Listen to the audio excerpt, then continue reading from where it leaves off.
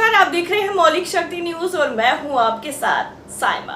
बेंगलुरु में हुई 26 विपक्षी दलों की बैठक में इस गठबंधन के नए नाम इंडिया की घोषणा कर दी गई। इसके साथ ही पूर्व का यूपीए अब इंडिया में बदल गया है। इस नए नाम इंडिया का मतलब भले ही कांग्रेस अध्यक्ष मल्लिकार्जुन खड़गे ने आई से इंडिया, एन से नेशनल, डी से डेवलपमेंटल, आई से इंक्लूसिव और ए से अलायंस बताया है, लेकिन राजनीति के जानकार इसे भाजपा के खिलाफ बड़ा हथियार मानते हैं। माना जा रहा है कि विपक्ष के इंडिया नाम वाले इस दांव से भाजपा को आने वाले दिनों में बड़ी परेशानी होगी।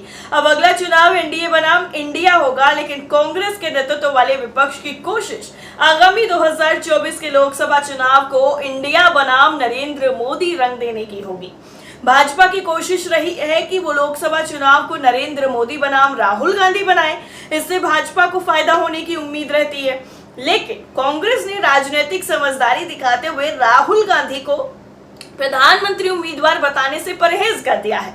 उसके बदले इंडिया को आगे कर दिया है। इससे भाजपा के राष्ट्रवाद से मुकाबले के तौर पर देखा जा रहा है। राहुल गांधी ने कहा है कि इंडिया और नरेंद्र मोदी के बीच में अब लड़ाई है। ये बताने की जरूरत नहीं है कि जीत अब किसकी होगी। जब भी कोई हिंदुस्तान के सामने खड़ा होता है तो जीत किसकी होती है, ये नया नाम तय होते ही विपक्षी नेताओं ने ट्वीट करते हुए लिखा है कि team India versus team NDA, Chak De India.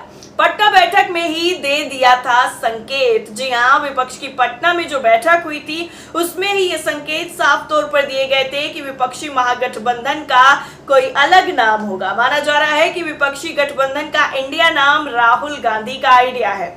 Rahul Gandhi की तरफ से पिछले कुछ दिनों से जिस तरह के बयान लगातार सामने आ रहे थे, उससे अंदाजा मिल रहा था कि विपक्षी महागठबंधन का नाम कुछ ऐसा ही हो सकता है। भारतीय राजनीति के जानकार मानते हैं कि ये नामकरण भले ही मंगलवार को हुआ है, लेकिन इसका विचार तभी आया होगा जब राहुल गांधी की भारत जोड़ो यात्रा चल रही थी। राहुल गांधी के नेतृत्व में कन्याकुमारी से कश्मीर तक भारत जोड़ो यात्रा निकाली गई। इस भारत जोड़ो यात्रा से कांग्रेस और राहुल गांधी ने पूरे भारत को जोड़ने की बात कही थी। यात्रा में लगभग 3000 किलोमीटर की दूरी को तय किया गया था।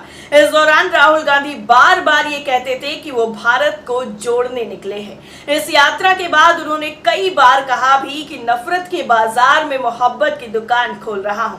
जानकार ये भी बताते हैं कि राजनीति में परसेप्शन का बहुत महत्व होता है। अब विपक्ष की तरफ से इस नाम के जरिए एक धारणा को बदलने की कोशिश की जा रही है। विपक्ष जनता में संदेश देना चाहता है कि सच्चे राष्ट्रवादी और इंडिया हम ही हैं।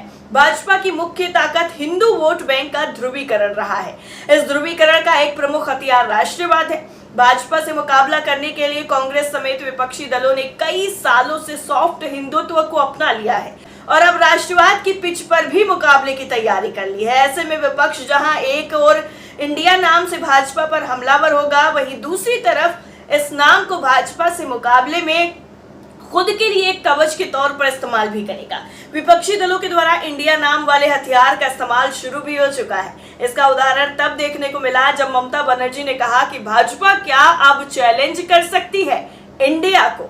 एनडीए क्या इंडिया को चैलेंज कर सकता है? क्या कोई भी इंडिया को चुनौती दे सकता है? हम देश के लिए हैं, अगर हमें कोई पकड़ सकता है तो पकड़ कर दिखाए।